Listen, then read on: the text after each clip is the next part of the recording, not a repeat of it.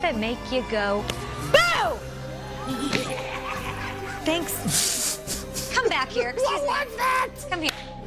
Seriously. Is this an Alvin Harper jersey, Schrager? Let's get. Wait. Yes, this is an Alvin Harper Buccaneers jersey. That's what it. in the world? One of the great Bucks. And show your face to the camera. Like, Who's under the mask? who is this thing? Get out of here, both of you!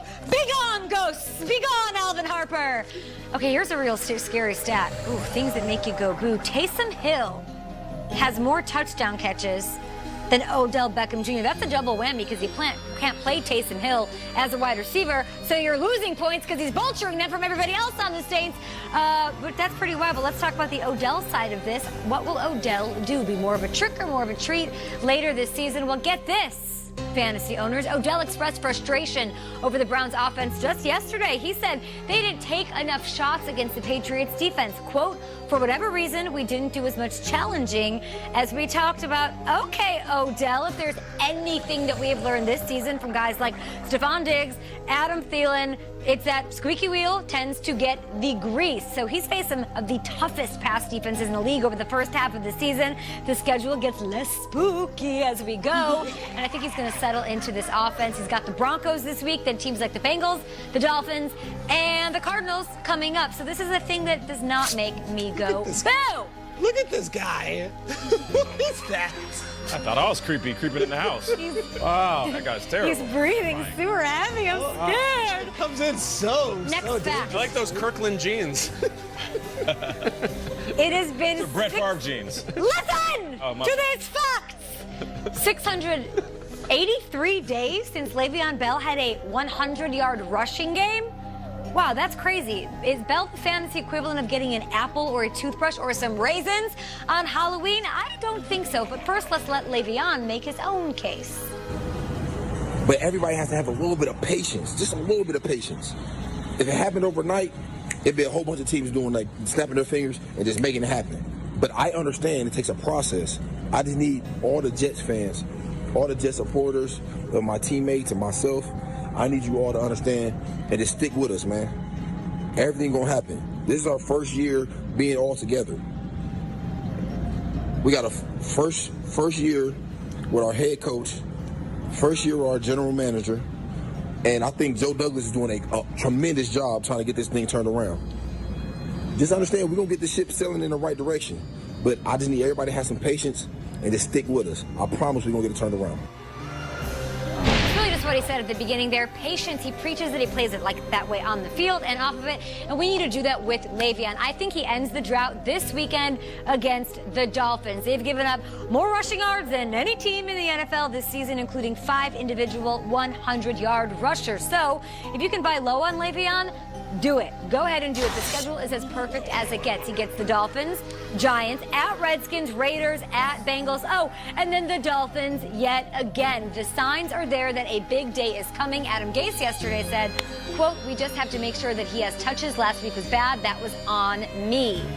All right, I think that's it for things that make you go boo. Oh, that's a wrap? That's it? That's all it? Ah! Oh! Sneaky. I've done a self-defense class. You almost got one of these. Yeah. Oh. Okay. Krav Maga him, Kay. Yeah. Hit him right in the pumpkin. All right, here's the thing that makes you go boo. Josh Allen is the 19th ranked fantasy quarterback this season. Ugh, that is a terrible fact. And if you drafted him, if you picked him up wanting all those rushing yards, let's see if you can get fantasy owners excited like finding a house with that bucket of candy that just says, Just take the whole damn bucket. Just take one. Take it. Just take one. Just take one thing of Twizzlers. That sounds great. Nobody ever does that. Okay, here's the deal. After finishing as the second highest fantasy quarterback over the last 5 weeks of the 2018 season, he is off to a slow start. You're right. I get it. He hasn't finished in the top 5 once this season. He hasn't been hitting the deep ball like last year. And most shockingly, he has not had more than 50 rushing yards in a game yet this year. But guess what? He's got the Redskins this week. Okay. I think we see him break out. He's already talking about wanting to take more deep shots on Sunday and needing to let things loose a little bit more. He's got John Brown, he's got Beasley, he's got the legs. He's got to get it done. He has the ability to put up monster numbers. I think it starts week 9. There we have it. Thanks. Do you want to come over here, Alvin Harper, and send it to Will? Get out there, Spooktacular. Go on. So you were the number 2 to Michael Irvin. How'd that go for you? Good? Tampa? Good? No? Good job. Pumpkin spice latte. Will Selva, take it away.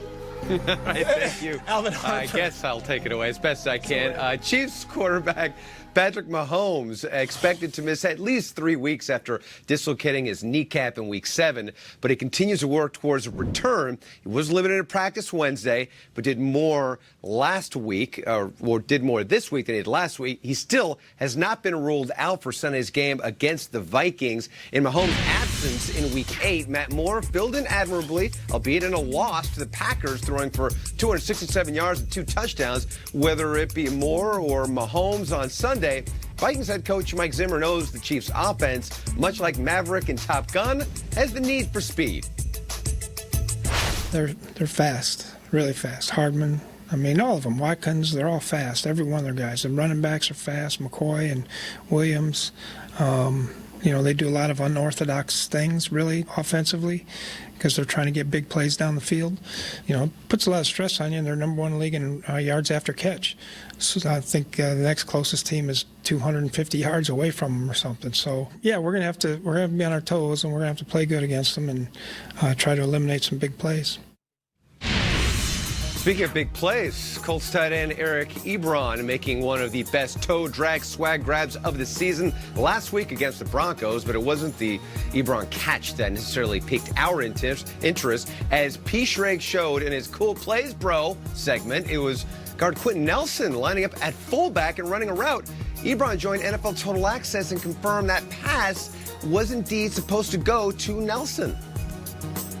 Yes, Quentin was option number 1. I was there for security purposes, and I guess we needed the security because Quentin couldn't stay on his feet. So he was definitely option number 1. I was hoping he got that touchdown because his celebration would have been awesome, but we don't get to see it. All right, Boz has a sense of humor about it, right? Eric Ebron there revealing the big secret, Boz. Thank you, Will. I'm going to send you a laser disc of a movie called Midnight Heat that I did. But the question now, to Boz or not to Boz? That is the question. Because anything less would be uncivilized. You know who played an uncivilized brand of football? Oh, that fearsome foursome. All season long, we are celebrating the moments, the events, the icons of the last 100 years. And in the spirit of Halloween, here's a look at the fearsome foursome. Head slap, boom! Roll it. Spooky. The anchor of the Los Angeles defense is the front four, the fearsome foursome. NFL 100. Picture this, it's the 1960s and the LA Rams got one hell of a committee. I'm talking defense, way colder than chili. Nicknamed the fearsome foursome, cause they got busy. Secretary of Defense, that's Deacon Jones. Stay locked in, never would he leave a zone. A head slap on the helmet, then he get the sack. And speaking of the term sack, he invented that. Hollywood on and off the field, trust me. TV superstars, I'm saying they must be. You add Rosie Greer and Lamar Lundy, it's like the defense screamed, I dare you to rush me. And Merlin Olsen smoking, strength and emotion, got him and Deacon Hall of Fame tokens. Best D-liner all time, truly. Fearsome foursome, had the league shook, no scary movie.